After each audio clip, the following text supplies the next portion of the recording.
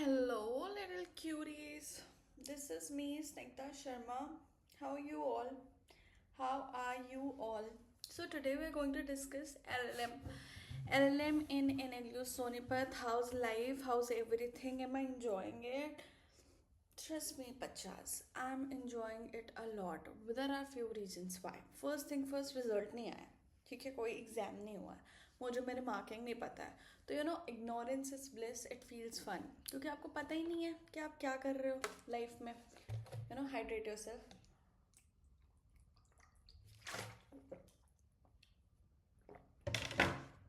So we'll be discussing about few things.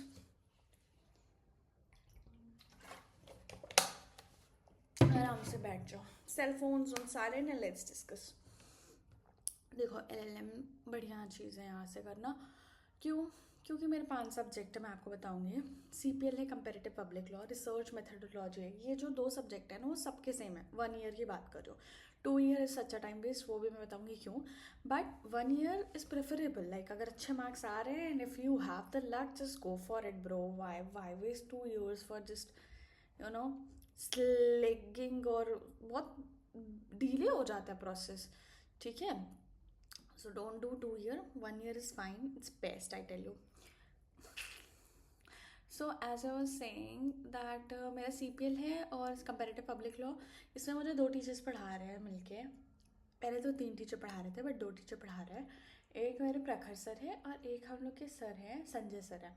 ठीक है. Sanjay sir is an associate professor. Is a very chill person. मतलब every time देखो, पंगे तब होंगे जब आप क्लास में लेट आओगे और अटेंडेंस आपकी थोड़ी वीक होगी तो सर बोल देता है. बट सर फनी चीज़ बोलता है कि आप क्यों लेट हो गए वगैरह. अगर मैंने बोल दिया sir cervical issue of course मैं इसलिए नहीं आ पा रही हूँ काफ़ी दिनों से, तो कह रहे डेली में क्यों कराना है, कहीं और क्यों कराना है, हाँ करा लो ये वगैरह. तो इज़ अ नाइस पर्सन. ठीक है. I had a very good experience with that person. So I wouldn't say अब एनी ऐसे बैड बीटी कुछ हुई हो, नहीं. प्रखर sir is also very nice. वो भी भाई, एक तो सारे टीचर्स हमसे साल 1.5 साल बड़े हैं. ठीक है.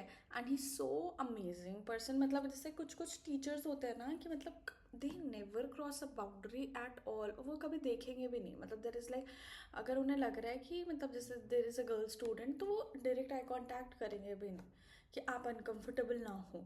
और I tell you my experience. जो मेरा सेमिनार पेपर का हुआ था वो मैं बताऊँगी बट चल बता देते हैं. बहुत सारी चीज़ें साथ में बताऊँगी. एज अ फ्रेंड सुनना मज़े आएंगे.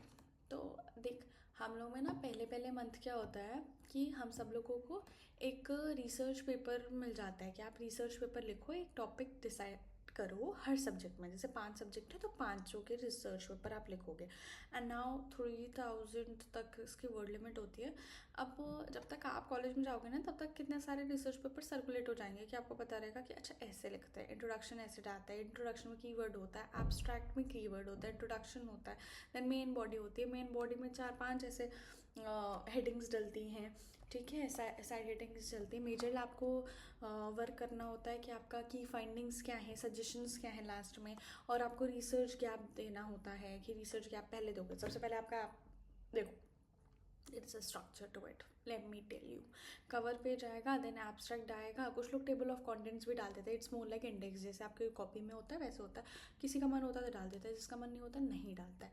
Everything's fine. ठीक है. सेकेंड आपका एब्स्ट्रैक्ट आएगा. एब्स्ट्रैक्ट आपका 100 से 120 वर्ड्स, मतलब पूरा फुल पेज ले लो और इटैलिक में रखो. मैं तो ऐसे करती हूँ. और बहुत सही रहता है यार. कीवर्ड्स ले लो, 4-5 पिक कर लो. अब कुछ टीचर्स होते हैं जिनको कीवर्ड डिस्टिंक्ट चाहिए. उनको ये नहीं चाहिए कि तुम इंडिया क्यों लिख रहे हो, तुम आईपीआर क्यों लिख रहे हो. ऑफकोर्स दिस तो है ही. मुझे ये बताओ कि how is that different from other researches. ठीक है. तो they want some unique keyword. That's another thing. Then comes your abstract हो गया. Then comes your introduction. Introduction वो tell in it would discuss the topic in detail, like in detail in the sense like it would give a preface of the topic. ठीक है. what are you talking about ये सब वगैरह कि what is the word you are dealing with. ठीक है. वो introduction हो गया. Then you also have a literature review कि मतलब जब आप पढ़ने बैठ रहे हो तो ऐसा तो है नहीं कि वो पहला काम होगा उस फील्ड में, है ना. अगर आप जैसे कंपेरेटिव स्टडी कर रहे हो यूके यूएस की, ठीक है, उन लोगों की जुडिशियल रिव्यू का स्टैंस तुमने यूके यूएस में डिस्कस किया, कंपेरेटिव एलिमेंट. फाइन. तो ऐसा तो है नहीं कि पहले किसी ने किया नहीं होगा. किसी ने यूके का किया होगा, किसी ने यूएस का किया होगा, कंपेरेटिव नहीं किया होगा. ऐसा भी हो सकता है. ठीक है, या फिर उसका कोई एक मल्टी कल्चरल एस्पेक्ट आपने लिया है जो किसी ने नहीं लिया है, बट उन्होंने कुछ ना कुछ यूके के बारे में बोला है, कुछ ना कुछ यूएसए के बारे में बोला है, उन्होंने कंपैरिजन नहीं किया। तो आप वो दोनों फिलोसोफर्स का या दोनों जो रिसर्चर हैं, ऑफकोर्स उनकी बुक्स पब्लिश होंगी तभी आपको मिल रही हैं, तो जो दोनों जो आपके स्टू जो आई थिंक रिसर्चर बोलेंगे या pioneers in your field, and also we can call him, मतलब जिन्होंने बुक्स लिखी हो उस पर, ठीक है, ऑथर्स हो गए, तो उनका आप बुक और उनका जो भी सर्वे होगा कुछ भी होगा आप उसको साइट करोगे और आप अच्छी बातें लिखोगे, ड्रॉबैक्स नहीं लिखने। आपको क्रिटिक्स भी इंटरनेट पे उस बुक के बहुत मिल जाएंगे, बट हम क्रिटिक्स की तरफ नहीं डाल रहे।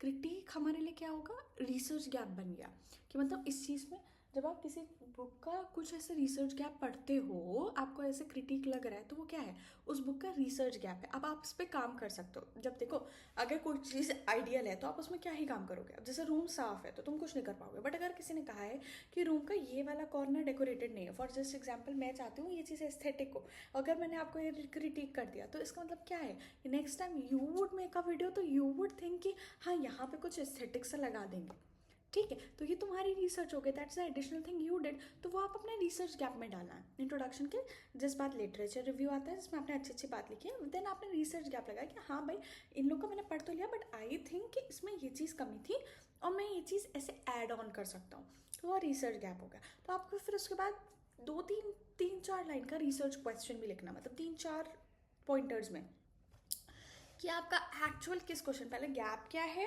ठीक है, कि यहाँ काम हो सकता है। अब धीरे से अपनी रिसर्च की तरफ शिफ्ट करो, मेरा क्या इशू है, मैंने क्या पिक किया है, फिर तुमने रिसर्च क्वेश्चन बताया, ठीक है, फिर आप एक बार रिसर्च मेथडोलॉजी भी लिख दो। मेजरली क्या होती है, हम लोग की डॉक्ट्रिनल अप्रोच होती है। डॉक्ट्रिनल क्या हो गया, आपने सेकेंडरी सोर्सेज के साथ मेजरली आपने डील किया है, और मतलब देखो प्राइमरी सोर्स होता है कि आप खुद जाके केस स्टडी करो, क्वेश्चनियर करो, मतलब बहुत सारे ऐसे सर्वे के खुद से करो, that's a primary source. But definitely आप 1 ईयर एलएलएम में you do not have time, किसी भी यार, मतलब अगर आप बहुत ज़्यादा इंटू इट नहीं हो तो आप पे इतना समय नहीं है कि आप जाके डोर टू डोर ये चीज़ें करो। तो जो इंटरनेट पे अवेलेबल है उनसे तुमने कंपेरेटिव किया तो वो तुम डॉक्टरनल लिख लोगे। क्वालिटेटिव क्या होगा, क्योंकि ऑफकोर्स तुम दोनों की क्वालिटी कंपेयर कर रहे हो, ठीक है, मतलब उनके कुछ कैरेक्टरिस्टिक्स फीचर्स कंपेयर करो, तो क्वालिटेटिव एंड डॉक्टरनल सबकी होती है और वैसे वैसे बन जाती है, ठीक है। ये रिसर्च मेथडोलॉजी है, 3-4 वर्ड्स, 2-3 पैराग्राफ्स आते हैं। आप कहोगे मैम कैसे होगा कैसे होगा, बहुत सारे लोगों की बनी हुई है, so much of content available online. ऊपर से जब आप आओगे आप पे सीनियर होंगे और सीनियर हम हैं, तो मुझे टेक्स्ट कर लेना, कुछ भी कर लेना, मैसेज कर लेना, ठीक है, मैं ड्राइव शेयर कर दूंगी, आप एक्सेस कर लेना, तो आपको एक आइडिया रहेगा, उसके वर्ड्स वगैरह चेंज करके ऐसे डाल दोगे ताकि एंटी प्लेजरिज्म आए, ठीक है। देन आपका टाइटल आ गया और फिर मेथडोलॉजी, फिर आपने main content main idea discuss किया, फिर 2-3 उसकी सब हेडिंग्स होंगी, सब में 3-3 4-4 5-5 पैराग्राफ लिखने, लास्ट में आते आते फाइंडिंग लिखने, सजेशंस लिखने, कंक्लूजन लिख दिया, डन डन डस्टेड। बिब्लियोग्राफी या रेफरेंसेस डाल दो। बिब्लियोग्राफी में प्राइमरी सोर्स डालना नहीं है क्योंकि है ही नहीं तुम पे, है। और ऑल्सो तुम्हें फॉर्मेटिंग क्या करनी है, फुट नोटिंग करनी है। जैसे आप मूड कोड का फाइल बनाते थे ना, तो फुट नोट बनाते थे कि हाँ ये हमने इस केस से लिया, या हमने इस बुक के इस पेज से लिखा है, तो वो चीज़ आप ILI फॉर्मेट में करोगे, ठीक है। That's it baby. Next moving head towards what are the subjects we have. तो CPL के संजय सर हैं, he is very nice, and Prakhar sir हैं, वो भी बहुत अच्छे हैं, बहुत नाइस हैं। Then we have research methodology के Priyanka ma'am, and she is very nice. Though उनकी आदत क्या है कि वो हर चीज़ एकदम, जैसे स्पून फीडिंग होती है ना, बच्चों को हर टॉपिक के नोट्स लिखवाती है, सब कुछ करती है, but that shows her hard work. And उन्हें ये भी लगता है कि भाई एक टॉपिक है, नेट JRF में भी ये आएगा ही आएगा, तो बच्चों को थोड़ा सा रिटर्न कंटेंट दे दे तो एटलीस्ट वो एक दूसरे से भी शेयर, जैसे कोई एब्सेंट हो जाते तो शेयर कर लेगा, तो at least you would know what is happening. और आपके पास एक तो अभी वो गेस्ट लेक्चरर है, तो एक रहता है ना कि हमने रिटर्न कराया तो मतलब हमने काम कराया है, ऐसा नहीं है कि बस पढ़ा पढ़ा के ऊपर ऊपर चलेगा, क्योंकि उनका ये फर्स्ट सेकंड बैच है तो अच्छा होना चाहिए, इसलिए वो लिखवा देती हैं, ठीक है। ये तो हमारा हो गया। Then comes our copyright. Copyright के RN खरे सर हैं, वो मेरे डिजर्टेशन के भी सर हैं, तो सर के खिलाफ कुछ है ही नहीं, हो ही नहीं सकता, संसार में नहीं है। सर ने खुद बोला है कि अगर कोई डिसर्टेशन का आपका सुपरवाइजर है तो अगर वो दिन को रात कहेगा तो वो रात ही होगी, और ये सबको फॉलो करना चाहिए। तो RN sir is very nice actually. भाई पता है हमारे सारे टीचर्स, मतलब except few there are teachers जो हमसे साल और 1.5 साल ही बड़े हैं, ठीक है। एंड देर आर टीचर्स जो हमारी क्लास के क्लासमेट से भी छोटे, क्योंकि हमारी क्लास में कुछ कुछ 15-15 साल बड़े भी है, ठीक है, जिन्होंने 10-10 साल का गैप लिया था, बट हाँ, वाई नॉट कंटिन्यू विद और वॉट LLM, तो उन्होंने भी किया, ठीक है। तो आर्यन खरे सर ने अभी पिछले साल ही LLM कंप्लीट किया, अभी PhD कर रहे हैं एंड वो हमें पढ़ा रहे हैं, but he is very nice at LU, ठीक है, बहुत अच्छा पढ़ाते हैं। और मेजरली उनका AI में एक्सपर्टीज़ था, तो मेजरली कॉपीराइट में भी AI बढ़िया पढ़ाते हैं, ठीक है, काफ़ी अच्छा पढ़ाते हैं, काफ़ी AI से ही ओरिएंटेड रहता है, बट कॉपीराइट भी बढ़िया पढ़ाते हैं। Then comes our very beloved Cheshta ma'am. So I tell you a story बाद में, बट आई हैड विटनेस कि she is a very nice person, ठीक है। लेटर हो जाता है ना कि कई बार ऐसा होता है कि स्टार्टिंग में दो लोग को एक दूसरे का नेचर थोड़ा सा नहीं समझ में आता है, बट देन आई रियलाइज कि she was very nice, it was a bad timing और something like that, but she had been really nice support, so loved it, ठीक है। चेष्टा मैम हमें पढ़ाती हैं patent and she has great knowledge, उन्होंने कितने सारे इंटरव्यूज़ दे रखे हैं, मतलब जैसे जज वगैरह के होते हैं ना, एंड अभी भी वो DJ वो जो 35 साल में होता है ना, जो अपर वाला होता है, तो उसमें उधर जुडिशरी के लिए प्रिपेयर करें, गुजरात से करेंगे होपफुली 1-2 साल में। तो she is been very nice and उन पर बहुत एक्सपीरियंस है और उन्हें पता है क्या चीज़, मतलब प्रैक्टिकल नॉलेज बहुत है, ठीक है, कि कहाँ चीज़ कहाँ क्या बोलना है ना, ये मैम को पता है। तो ये भी आपको पता होना चाहिए ना कि जज आपसे क्या पूछ रहा है तो आप क्या जवाब दोगे, जबकि आपकी गलती भी है, बट आपको पता होना चाहिए कि क्या बोलो, कि that you are safeguarded, because at the end of the day we are lawyers and we have to play by the rules and our game by the rules, और वो भी रूल्स हम ही फ्रेम करते हैं, तो थोड़ा सा अपना देख के चलना होता है। तो उन्हें बहुत कुछ आता है, तो है ना, वो अपने लाइव एग्जाम्पल्स भी देती हैं, वो बताती भी हैं कि मतलब LLM के डिसर्टेशन अगर आपने किससे मतलब बहुत ऐसे डिटेल में नहीं किया, तो you don't have to disclose it in to every interview कि हाँ मैंने LLM कर रखी है, जहाँ पे आपने प्रिपेयर किया हुआ है वहाँ बता दो, नहीं किया है वो तो थोड़ा शांत रहो, चुप रहकर भी काम हो सकता है। तो ये सब, और हमेशा she is very happy go lucky and talks good, है ना, मतलब एक होता है ना कि makes a cheerful environment in every class and every one remembers हाँ यार चेष्टा मैम तो फन है, very chill. Next is our very beloved Amit sir, जहाँ तक मुझे याद है ना, मुझे तो बढ़िया से याद है, बट गुलेरिया सर, ठीक है। तो सर ना बहुत मतलब he is the one who is into IPR, ठीक है। उनका था कि IPR भी एक मेजर होना चाहिए, पहले IPR को लोग कंसिडर नहीं करते थे major, but I think I would look amazing as patent attorney, जब मैं US में अपना चैम्बर खोलूँगी ना, एक अच्छे व्यूज़ तो होने चाहिए, तो जब मैं बाहर जाकर अपना खोलूँगी और मैंने पेटेंट अटॉर्नी और मैं PhD वगैरह करके गई हूँ लाइफ गर्ल, तो दिस वुड बी अमेजिंग, ठीक है, I would love it. So मुझे पेटेंट अटॉर्नी बनना है and everybody would ask me what's a background, I would tell Miranda House, Delhi university, this would sound so fun, so freaking fun, so yeah. तो but sir ना बहुत detail में देखते हैं, मतलब वो चेक करते हैं कि अच्छा आपने फुट नोटिंग के क्या साइज़ का तब बोला गया था आपके से उसमें गाइडलाइंस में 10 है ना, ये इसका ILI होगा, ब्लैक बुक वाला आप फुट नोटिंग नहीं कर सकते, वो फॉर्मेटिंग से लेकर, अच्छा आपने इस टॉपिक में आपने ये चीज़ कवर नहीं की है तो इसके भी मार्क्स मतलब होंगे ही, अच्छा आप एक्सप्लेन कर पा रहे हो, आपको कितनी conceptual clarity, he is the one who would grill the person left right and centre.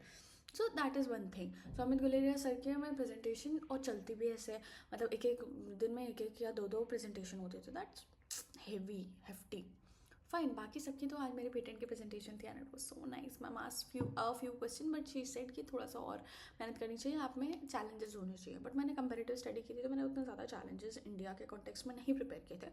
I was like कि it's an evolving figure and हाँ थोड़े बहुत हैं, बट वो जो ऑनलाइन डिजिटलाइजेशन के बारे में वो ज़्यादा मतलब उस तरफ ज़्यादा पूछना चाहती थी, और मुझे ऐसा लगता है कि वो लीगल टेक्निकलिटी पूछना चाहती थी, अगर थ्योरेटिकल होती तो मैं बोल देती, मैं कवर अप कर देती लास्ट टाइम कि हाँ ma'am of course digitalisation with ever growing digitalisation इस फील्ड में भी होना चाहिए, है ना, तो this is a challenge. But उनको मुझे ऐसा लग रहा था कि वो टेक्निक कहाँ पे हमारा लूप होल है, कौन से सेक्शन में ये चीज़ डिस्कस नहीं की गई है, कि ऑनलाइन वाला क्योंकि पुराने तरीके से तौर तरीके से चल रहा है, तो कहाँ पर होना चाहिए किस स्पेसिफिक सेक्शन, तो ज़्यादा मैं जिद करती हाँ मैम बोला ही बोला था, तो मैम पूछ लेती हो, मुझे आता ना तो ऐसी जैसी हो जाती, इसलिए मैंने बहुत काम डाउन किया ऐसे करा।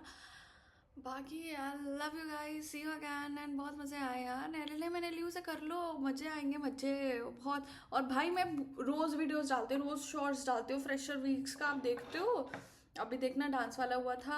आज आज आज था मिसमैच डे, सब कुछ कुछ भी पहन के आ रहे हैं भाई, बाल्टी लेकर आ रहे हैं, शॉल पहन के आ रहे हैं, कंबल पहन के आ रहे हैं, बेल्ट के साथ क्लिप्स लगा के आ रहे हैं। मतलब this is the fancy dress competition. अभी भी ये जलवा, फैशन का है जलवा, यहाँ तक सुन रहा है। बाकी you can see the balcony view, this looks so amazing baby. ऐसा लग रहा है जैसे हम लोग ऐसे कहीं पहाड़ों में आ गए हैं। तो I love this view and these are warm lights मेरे सामने, तो life's amazing, love you all.